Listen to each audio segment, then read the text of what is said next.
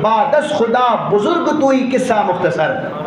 या रसूल अल्लाह, खुलासा कलाम ये है कि ज़िक्र खुदा के बाद सिर्फ ज़िक्र मुस्तफ़ा ही इतना बुलंद है कि इसके मुकाबले में दुनिया के बड़े बड़े बादशाहों और बड़े बड़े कर्रो फर वाले जो अफराद थे, जाओ हशमत और हुस्न जमाल में और अपनी कमाल में जो अपना सानी नहीं रखते थे, उन सब के ज़िक्र वक्त के गुजरने के साथ ख़त्म हो जाते हैं। लेकिन जूँ जूँ ज़माना गुजर रहा है, जूँ जूँ सदियाँ आगे चल रही हैं, वही धूम है उनकी माशा अल्लाह, वही धूम है उनकी माशा अल्लाह। मिट गए आप मिटाने वाले।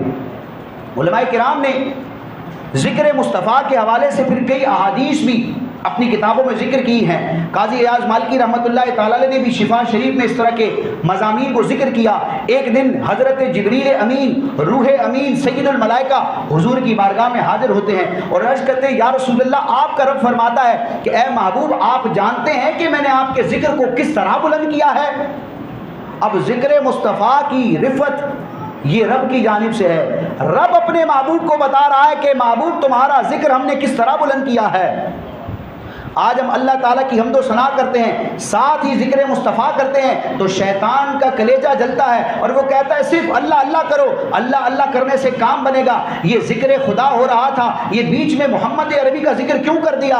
ये सुने कि ज़िक्र मुस्तफ़ा ज़िक्र खुदा के साथ किस तरह बिल्कुल मुंसलिक और जुड़ा हुआ है, मिला हुआ है, कि जो ज़िक्र खुदा से ज़िक्र मुस्तफ़ा को जुदा करना चाहेगा, मिटाना चाहेगा, वो खुद मिट जाएगा।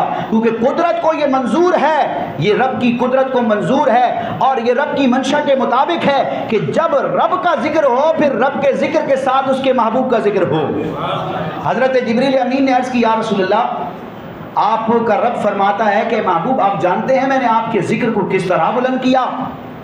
फिर जिब्रील अमीन ने रब तबारक व ताला का पैगाम नबी करीम अलैहिस्सलाम को सुनाया कि ए सरकार आज़म सल्लल्लाहु अलैहि वसल्लम, आपका रब फरमाता है, ए महबूब, मैंने तुम्हारे ज़िक्र को इस तरह बुलंद किया है कि जब भी मेरा ज़िक्र होगा, मेरे ज़िक्र के साथ तुम्हारा ज़िक्र होगा।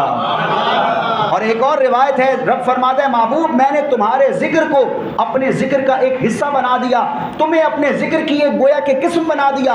तो अब इनडायरेक्ट बिल वास्ता जो ज़िक्र मुस्तफ़ा करता है, वो दर हकीकत ज़िक्र खुदा करता है। और ये लॉजिकल अंदाज में भी अगर इसको समझें, कोई बहुत आलीशान इमारत हो, बहुत अजीम शाहकार हो, माशाल्लाह आपकी जो मस्जिद है कितनी खूबसूरत डेकोरेटेड है और कितने खूबसूरत अंदाज में इसको तैयार किया गया है। अब अगर इस मस्जिद को बनाने वाला जो मेमार था, यानी जिसने ये काम किया था, बाकायदा स्ट्रक्चर खड़ा किया था, ये इसको टाइलों से, कुमकुमों से और इन तमाम चीज़ों से आरास्ता किया था, तो वो सामने मौजूद हो, आप उसको कुछ ना कहें कि आपने बहुत आला काम किया।